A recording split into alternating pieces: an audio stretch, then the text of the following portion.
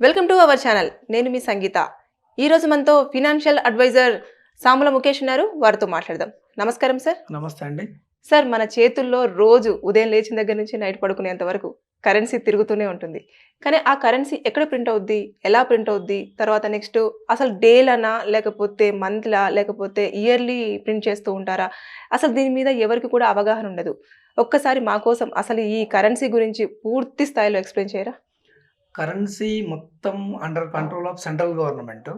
దానికి సెపరేట్ మనకు RBI reserve bank of India చూసుకుంటది. దీనికి సంబంధించి ముద్రణ, ఏదైనా డీమానిటైజేషన్ ప్రాసెస్ ఉన్నా, కొత్త నోట్లు రావాలన్నా, ఏం రావాలి, ఏదైనా కైండ్స్ రావాలన్నా, దాంట్లో క్వాలిటీ ఏంది, ఫేక్ ఏంటి, ఇవన్నీ వీటికి సంబంధించి కంప్లీట్ మనకు రిజర్వ్ బ్యాంక్ ఆఫ్ ఇండియా చూసుకుంటది.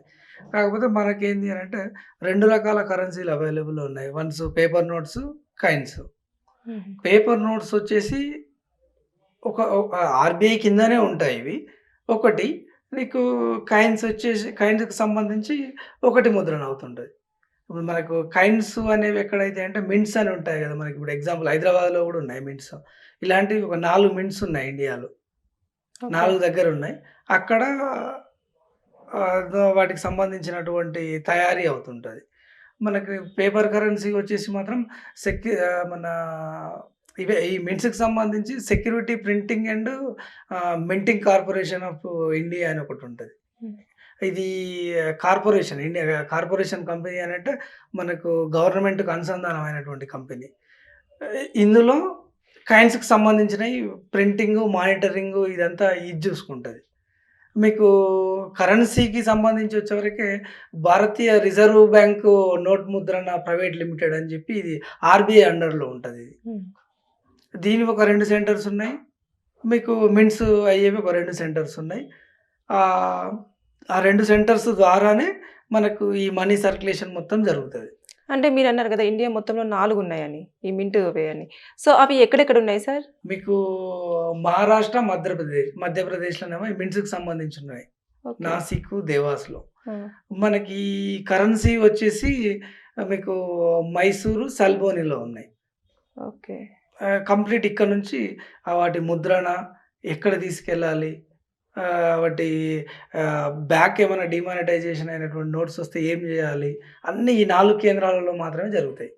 ఓకే. ఇప్పుడు మనము మన హైదరాబాద్‌లో తెలిసింది ఒక్కటే. అందరికి బాగా తెలుసు ఆర్‌బీఐ. రిజర్వ్ అవును. Bank of India.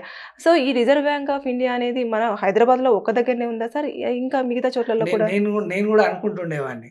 ఆర్‌బీఐ అనంటే మనకు డబ్బులకు సంబంధించినటువంటిది అంతా జరిగేది ఇక్కడనే కదా! ఆర్‌బీఐ అనంటే మన హైదరాబాద్‌లోనే ఉంది అని నేను అనుకునేది.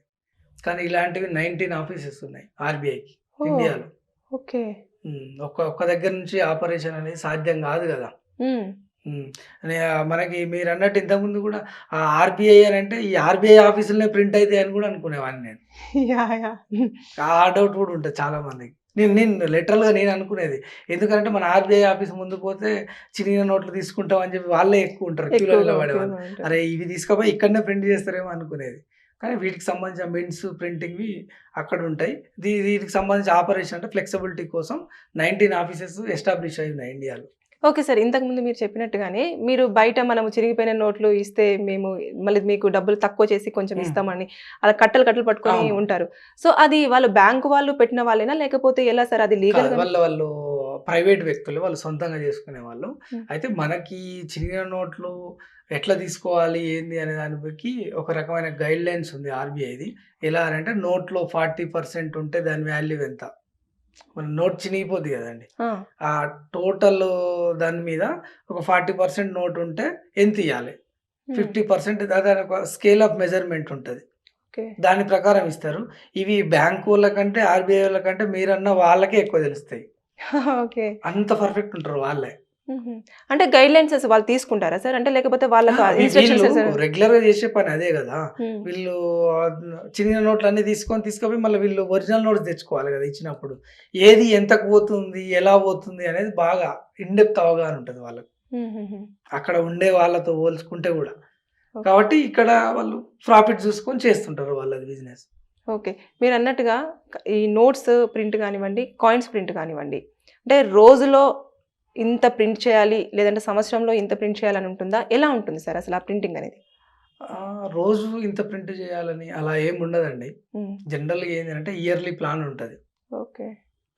మనకి ఆహ్, yearly plan in the sense అంటే అది మ్యాక్రో ఎకనామిక్స్ వాటికి సంబంధించినటువంటి ఆహ్, జీడీపీ గ్రోత్ గాని, మనకి ఇంట్రెస్ట్ రేట్స్ గాని ఇవన్నీ ఉంటాయి గదా! ప్లస్ మనకి చలామణిలో ఎంత ఉండాలా? హ్మ్. ఆహ్, ఇవన్నీ circulation notes in circulation NIC అని ఉంటది. దానికి సంబంధించి ఒక సెపరేట్ కాలిక్యులేషన్ ఉంటది. దాని ప్రకారమే మనకు ముద్రణ జరుగుతుంటది. అలా గాకుండా రోజుకి ఎన్నైనా ప్రింట్ జేసుకోవచ్చు మనం వాస్తవంగా ఉన్న టెక్నాలజీ వాడుకొని. అలాంటప్పుడు అన్ని నోట్స్ అన్నీ డంప్ అయ్యి పబ్లిక్‌లోకొచ్చిన తర్వాత ఆ నోట్స్‌కి వాల్యూ ఉండదు గదా! ఓహ్! యెస్. ఆ! దాని ప్రకారం ఆ రేషియోని ఏ విధంగా చూస్తారంటే, ఈ మాక్రో ఎకనామిక్స్ ఫ్యాక్టర్స్ ఏవైతే ఉంటాయో, వీటి ప్రకారం చూసుకొని మాత్రమే ప్రింట్ చేస్తారు. సార్ ప్రింట్ చేసిన తర్వాత ప్రాసెస్ ఎలా సార్? అంటే మనకు రిసీవ్ అవ్వడానికి అంటే మనం రిసీవ్ చేసుకుంటాం మనీ. అవును. బ్యాంక్స్‌లోకి వెళ్ళడానికైనా గూడా ఆ ప్రాసెస్ అనేది ఎలా ఉంటుంది సార్ మొత్తం? వీటికి సంబంధించి మనకు ప్రింటింగ్ ఒక దగ్గర అయితుంది. ఆ! దీని ఆపరేషన్స్ ఆర్‌బీఐ చేస్తుంది. మరి డైరెక్ట్ ఆర్‌బీఐ నుంచి పబ్లిక్‌కొస్తుందా అనే ఒక డౌట్ కూడా ఉంటది. హ్మ్. అలా కూడా కాదు. కరెన్సీ చెస్ట్ అని ఉంటదొకటి. Currency chest. అలాంటివి ఎన్నున్నాయి ఇండియాలో అంటే 3,300 పైచిలుకున్నాయి. అంటే వాటి పనేంటి సార్ అవి అంటే? వాటి పనేంటి అనంటే ఏవైతే ఈ ముద్రణ అయినటువంటి ఈ ఇందులో నుండి ఆర్‌బీఐకొచ్చి, ఆర్‌బీఐ నుంచి ఈ కరెన్సీ చెస్ట్‌కొస్తాయి. ఓకే. ఇవన్నీ ఏంటివనంటే కొన్ని సెలెక్టెడ్ షెడ్యూల్ బ్యాంక్స్ ఉంటాయి గదా! ఇవే. వీటి నుండి ఆ బ్యాంక్స్‌కి మళ్ళీ మూవ్ జేస్తారు. హుహు. మళ్ళీ మీకు ఒకవేళ చినిగిన నోట్లు గాని, లేకపోతే డీమానిటైజేషన్ అయినప్పుడు డిపాజిట్ చేసినటువంటి నోట్స్ గూడా సేమ్ బ్యాంక్‌లో పోయి మనం ఇస్తాం. కానీ ఈ చెస్ట్ దగ్గర పోయి ఇయ్యం గదా మనం. కరెక్ట్. ఇది ఇది బ్యాక్ ఎండ్ ఆపరేషన్ మనకెవరికీ అర్థం గాదు. అచ్చచ్చా! జస్ట్ మీరు బ్యాంక్‌లో పోతారు. మీ అకౌంట్‌లో డిపాజిట్ జేస్తారు. వాళ్ళు ఏదైతే ఇది పనికిరాని నోటు అనుకున్నప్పుడు అవన్నీ తీసి ఎక్కడ సబ్మిట్ జేయాలి వీళ్ళు? ఆర్‌బీఐలో జేయరు. అవును. ఈ కరెన్సీ చెస్ట్‌లో జేస్తారు. ఓకే. ఈ కరెన్సీ చెస్ట్ త్రూ ఆర్‌బీఐకెళ్తది. ఆర్‌బీఐ నుంచి మ్యానుఫ్యాక్చరర్ దగ్గరికి పోయినప్పుడు దాన్ని డిస్మాంటిల్ జేసేస్తారు. ఓకే. అంటే ఇప్పుడు మనము వింటూ ఉంటాం గదా సార్! ఎక్కువగా కరెన్సీ షార్టేజ్ వచ్చింది అని జెప్పేసి మనకు ప్రింట్స్ జరుగుతూనే ఉంటాయి. ఏవైతే చిరిగిపోయిన నోట్లు మీరిప్పుడన్నట్టుగా అవి బ్యాక్ ఎళ్తూనే ఉంటాయి. మళ్ళీ మనకు ఎంత షార్టేజ్ అయ్యింది, ఈ కరెన్సీ అంతా గూడా మనకు బ్యాక్ రావడం జరిగింది గదా! అని జెప్పేసి మనకు తెలుస్తూ ఉంటది అవును. వాళ్ళకి. సో, తెలిసినప్పుడు కరెన్సీ షార్టేజ్ వచ్చినప్పుడు వాళ్ళు ఎలా ప్రాసెస్ తీసుకుంటారు సార్? అన్నే ప్రింట్ జేస్తారా? లేకపోతే అరే! షార్టేజ్ వచ్చింది కదా! అని జెప్పేసి కొంచెం ఎక్కువగా ప్రింట్ చేసే అవకాశం ఉందా? మీరన్నట్టు షార్టేజ్ అనేది తాత్కాలికమైనటువంటి షార్టేజ్ మాత్రమే వస్తది.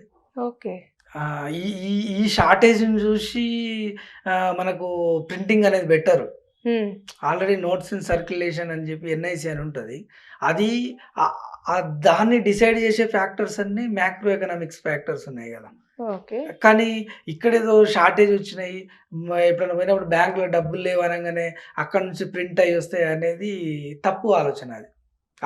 వీటిని ఈ సడెన్ షార్ట్ ఫాల్ అయిన దాని ప్రకారం ప్రింటింగ్ అస్సలు కావు. ఓకే. అలాంటి సందర్భంలోనే అలాంటివి ఓవర్‌కమ్ కావడానికి కూడా గవర్నమెంట్ ఏం చేస్తుందనంటే మీకు డిజిటల్ పేమెంట్స్ ఎంకరేజ్ చేస్తుంది బాగా. హుహు. బేసిక్‌గా ఏంది అనంటే పబ్లిక్ వన్స్ డీమానిటైజేషన్ అయిపోయిన తర్వాత, ఈ డిజిటలైజేషన్ అయిన తర్వాత మనం గూడా చూస్తూ ఉన్నాం. 60% అండ్ అబోవ్ డిజిటల్ ట్రాన్స్‌ఫర్ అవుతుంది. ఓకే. మినిమమ్ ఎడ్యుకేషన్ ఉన్న వాళ్ళది. ఎక్కడనో రూరల్ ఏరియాలో చదువుకోని వాళ్ళు నాకు క్యాషే కావాలి అనుకుంటున్నారు గానీ, జస్ట్ ఫోన్ పట్టుకొని పోతే మీరు డబ్బు క్యారీ చేసినట్టే. యెస్. ఎందుకంటే నంబర్ ఆఫ్ యాప్స్ వచ్చినాయి. యూపీఐ పేమెంట్స్ వచ్చినాయి. హ్మ్. వీటి వల్ల కరెన్సీ అట్లా తక్కువ వాడడమే బెటర్. ఎందుకు అనంటే మనకు ఇప్పుడు ఇలాంటి కరోనా లాంటి పాండమిక్స్ వచ్చినాయి. హ్మ్. నోట్స్ ఎక్కువ వాడితే దాని ద్వారా వైరస్ అదవుతున్నది. వేరే వేరే డిసీజెస్ వస్తున్నాయి. జనరల్‌గా నోట్స్ లెక్క పెట్టేటటువంటి బ్యాంకులో వాళ్ళు క్లర్క్స్ ఉంటారు గదా! వాళ్ళకి గూడా ఇంతకుముందు శ్వాసకోశ వ్యాధులు అవన్నీ వచ్చేస్తుండే. మీరెప్పుడన్నా బ్యాంకు అందులోకి క్యాష్ కౌంటర్‌కెళ్ళండి. వాళ్ళు మాస్క్ అప్ జేసుకొనుంటారు ఎప్పుడు. ఓకే. డస్ట్ బాగొస్తది. హ్మ్. వీలైనంత వరకు గవర్నమెంట్ గాని, పబ్లిక్ గాని డిజిటల్‌గా అలవాటు పడడమే బెటర్ అనేది నా ఉద్దేశ్యం. ఇప్పుడు నోట్స్ తయారు చేస్తా ఉంటారు కదా సార్! అండ్ కాయిన్స్ కూడా. అవును. సో, అవి తయారు చేసేటప్పుడు మనకు ఎలాంటివి యూజ్ చేస్తారు? అంటే ఇటు పేపరా? లేకపోతే చెక్కనా? నోట్స్‌కి. తర్వాత నెక్స్ట్ కాయిన్స్ అప్పుడు ఎలాంటివి ఏమన్నా ఇది ఇమిస్ మనకు నోట్స్ వచ్చేసి 100% కాటన్ వాడతారు. మీకు కాయిన్స్‌కొచ్చేసి మెటల్స్ డిఫరెంట్ మెటల్స్ కట్టి వాటి స్టాండర్డ్స్‌ని బట్టి కొన్ని మ్యానుఫ్యాక్చరింగ్ స్టాండర్డ్స్ ఉంటాయి. హ్మ్. దాని ప్రకారమే వాడతారు. సార్ మనం ఆ మధ్య కాలంలో బాగా చూసాం కూడా. ఒక రూ. 1,00,000 కాయిన్ ప్రింట్ అయింది అని జెప్పేసి ఇమేజెస్, వీడియో ఇట్లా బయటకొచ్చింది కదా! అట్లా ఉంటుందా సార్? అంటే కాయిన్ ప్రింట్ చేయడానికి అట్లా పర్మిషన్స్ ఉంటాయా? అలా ఉండదండి. జనరల్‌గా ఆర్‌బీఐలో సెక్షన్ 24 ఆఫ్ ఆర్‌బీఐ యాక్ట్ 1934 ప్రకారం హైయెస్ట్ డినామినేషన్ లిమిట్ ఏంది అంటే 10,000. ఓకే. అంతకు మించి ఎక్సీడ్ కావడానికి లేదు ఇప్పటివరకు.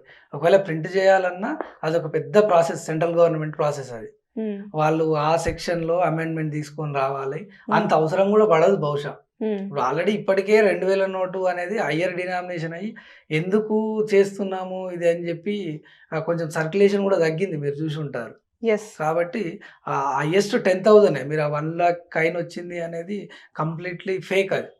ఓకే. ఇప్పుడు ఒకవేళ 10,000 నోట్ ప్రింట్ చేయాలన్నా కూడా దానికి సెపరేట్‌గా అమెండ్‌మెంట్ ఉండాలా సార్? ఆ!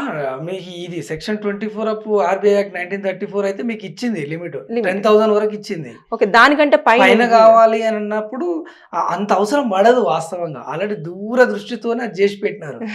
ఇప్పుడు ఈ 2000 వచ్చే మనకి నల్లధనము దాచుకునే వాళ్ళు ఇవి ఎక్కువ దాచుకుంటున్నారు అని చెప్పి కూడా ఒక రూమర్ క్రియేట్ అవుతుంది. కాబట్టి ఇక 10,000 అనంటే డబ్బులున్నోనికే లాభం అది. హైయర్ డినామినేషన్ పెరుగుతా ఉంటాయి. అంటే నల్లధనం ఉన్న వాళ్ళు ఈ 2000 నోట్స్‌తోని ఆ! మొత్తం దాచేసుకుంటున్నారు కాబట్టి చెల్లమని దాచేసుకుంటారు. అవ్వట్లేదు. అవ్వట్లేదు. అదొక రకమైనటువంటి వార్తొస్తుంది. అలాంటప్పుడు మీకు 10,000 అంత అవసరమే పడదు. హ్మ్. మళ్ళీ మీరు 1,00,000 కాయిన్ అంటున్నారు. అసలు దాని యూసేజే ఏముండదు. హ్మ్. వీడికే ఒక్కొక్కసారి మనం బయటికి పోయినప్పుడు చిల్లరుండదు 2000 నోట్‌కి. చాలా ఇబ్బంది పడాల్సొస్తది. కరెక్ట్. కాబట్టి చిన్న డినామినేషన్ ఇస్తూ ఈ డిజిటల్‌ని ఎంకరేజ్ చేయడమే బెటర్ ప్రాసెస్. గవర్నమెంట్‌కు టాక్సెస్ వస్తాయి. అన్నీ ఒక అకౌంటబిలిటీ ఉంటది మేజర్‌గా. దాన్ని దృష్టిలో పెట్టుకొని ఇంకా ఆ 2000 కూడా తీసేయడం బెటర్ నా దృష్టిలో. ఓకే. అంటే ఇంకా కమింగ్ డేస్‌లో అసలు షార్టేజ్ అనేది ఉండదనుకుంటాను. ఈ యూపీఐ వల్ల. ఉండదు. మనము మన డిమానిటైజేషన్ కూడా అసలు ఒకటేసారి అయిందేమో అని అనుకుంటాం. ఇంతకుముందు 2 సార్లు డిమానిటైజేషన్ అయింది. ఇంకంతే. మనకెవరికి తెలవదు. ఆహ్, ఎట్లా ఎట్లా అంటే ఎప్పుడు సార్ అది? 2 టైమ్స్ అయింది డిమానిటైజేషన్. ఏ నోట్స్ సార్? మనకి 5,000, 10,000 నోట్స్ అయినాయి ఒకసారి. అంటే వాటి వల్లనే అవి ఈ హయ్యర్ డినామినేషన్ ఏదైతే లిమిట్ ఉందో, ఆ లిమిట్ ప్రకారం వాటిని ప్రింట్ చేశారు. హ్మ్. తర్వాత మళ్ళీ అవసరం లేదని చెప్పి డిమానిటైజేషన్ చేశారు. 1946లో అయింది ఒకసారి, 1978లో అయింది. కాకపోతే ఓకే. మనకిప్పుడు రీసెంట్‌గా ఈయన వరకే డిమానిటైజేషన్ అనేది ఒక కొత్త పదాన్ని ఏదో గవర్నమెంట్ ఇంట్రొడ్యూస్ చేసిందనో, లేకపోతే ఇవన్నీ వేరే ఉన్నాయి. కొన్ని సెక్యూరిటీ రీజన్స్ కావచ్చు. కొంత టెర్రరిజాన్ని తగ్గియడానికి హ్మ్. ఆహ్, గవర్నమెంట్ చెప్పేటటువంటి అభ్యంతరం అయితే ఇదే. ఈ 2, 3 అంశాలు నల్లధనానికి సంబంధించి వీటి వల్ల డిమానిటైజేషన్ చేశామని గవర్నమెంట్ చెప్పింది. అందరూ అనుకున్నది ఏందంటే ఇప్పుడే నోట్ల రద్దనేది ఒక మోడీ మాత్రమే చేసిండు. అసలు ఇంతకుముందు కాలేదని అనుకున్నారు గానీ 2 టైమ్స్ అయింది. అంటే అది చాలా లాంగ్ బ్యాక్ లాంగ్ బ్యాక్ కాబట్టి కాబట్టి మనకు గుర్తుకు లేదు. రైట్. ఇంకొకటేంటంటే ఈ చరిత్ర లోతుల్లోకి పోలేకపోవడం, మనం హ్మ్. తెలుసుకోకపోవడం ముఖ్యంగా. 2 ఓకే. సార్లు డిమానిటైజేషన్ కొత్తేం గాదు. మళ్ళా అయినా ఆశ్చర్యపోనవసరం లేదు డిమానిటైజేషన్. సమకాలీన పరిస్థితులకు అనుకూలంగా గవర్నమెంట్ డిసైడ్ చేసుకుంటది. అంటే దేనికోసం సార్? ఆ డిమాండేషన్ అనేది దేనికోసము జరుగుతుందంటారు? ఈ నోట్లను రద్దు చేయాలి అని ఏ కారణంగా డిసైడ్ అవుతది? మొన్న చేసిన ఈ మూడే అండి. 3 రకాల కారణాలతోని చేసినారు. ఆ! ఒకటి టెర్రరిజం, హ్మ్. ఒకటి నల్లధనం. ఆ! నల్లధనము ఉన్నవాళ్ళు స్టోర్ చేసి పెట్టుకుంటున్నారని. కరెక్ట్. ఇంకొకటేంటంటే ఫేక్ కరెన్సీ చలామణి ఎక్కువుండే. రైట్. మీరు వన్స్ డిమానిటైజేషన్ అయిన తర్వాత ఫేక్ కరెన్సీ ఉంది గానీ, అంత పెద్ద ఎత్తున లేదు. మీరు గమనించిర్రో లేదో. హ్మ్. డిమానిటైజేషన్ కంటే ముందు ఫేక్ కరెన్సీ ఎక్కువుండే. ఇప్పుడు చాలా తగ్గింది. హ్మ్. కొంచెము మన వాటి సెక్యూరిటీ మెజర్స్ బాగా పెట్టారు. హ్మ్. ఆహ్, అంటే మీరు ఇంతకుముందు నోట్స్ ఎట్లంటే జిరాక్స్ చేస్తే గూడా గుర్తుపట్ట లేకుండా ఉంటుండే. ఓకే. ఇప్పుడు అలా లేదు. మీరు జస్ట్ కళ్ళు మూసుకొని ఆ నోట్‌ని ఇట్లా తడిమితే చాలు మీకు అర్థమైపోద్ది అది ఒరిజినలా, డూప్లికేటా అని. అంత స్టాండర్డ్ మెజర్స్ మేకింగ్‌లో చాలా జాగ్రత్తలు తీసుకున్నది గవర్నమెంట్. అంటే ఎలా గుర్తుపట్టొచ్చు సార్? మనకిది ఒరిజినల్ నోట్, ఇది ఫేక్ నోట్ అని చెప్పేసి మనం ఏమన్నా అందులో ఐడెంటిఫికేషన్? డిఫరెంట్ ఒక్కొక్క నోట్‌కి ఏముండాలి, వాటర్ మార్క్ ఇమేజ్ ఉంటది గాంధీది. మన మధ్యలో ఒకటి మెటల్ లాంటి వైర్ వస్తది. అందులో ఆర్‌బీఐ అని రాసుంటది. మీకు అదే 2000 నోటు ఉంటే ఇటు సైడ్ ఒకటి రెక్టాంగులర్ షేప్ ఉంటది. అది పైకి ఉబ్బి ఉంటదది. ఓకే. జస్ట్ ఇట్లా కళ్ళు మూసుకొని చెప్పొచ్చది. ఇంకొకటి ఇటు ఒక 7 లైన్స్ ఉంటున్నాయవి. ఓహ్! ఆ లైన్స్ గూడా ఏంటి అనంటే ఉత్త లైన్స్ కావవి. పైకి మీకు టచ్ చేస్తే యూ కెన్ ఫీల్ దట్. ఆహా! సింపుల్. ఎందుకు అనంటే ఒక బ్లైండ్ పీపుల్ గూడా ఇది ఏ నోటు అని జెప్పి గుర్తుపడతారు. ఇక కళ్ళున్నోళ్ళే మోసపోతున్నారు. అంటే మనం అంత పర్ఫెక్ట్‌గా చూడలేకపోవడము. అంతగా అయితే ఫేక్ కరెన్సీ ఇప్పుడు రాలే. ఆహ్, నా దృష్టిలో మాత్రం డీమానిటైజేషన్ కంటే ముందు కంటే ఇప్పుడు చాలా తగ్గింది ఫేక్ కరెన్సీ. వాళ్ళనుకున్న ఉద్దేశాలలో మొదటివి 2 జరిగినాయో లేదో తెలవదు గానీ సెకండ్‌ది మాత్రం సాధించగలిగిందనేది నేను చెప్పగలుగుతా. Okay. Government. Thank you sir. Thank you అండి. కరెన్సీ గురించి చాలా తెలియని విషయాలు చాలా క్లియర్‌గా ఎక్స్‌ప్లెయిన్ చేశారు.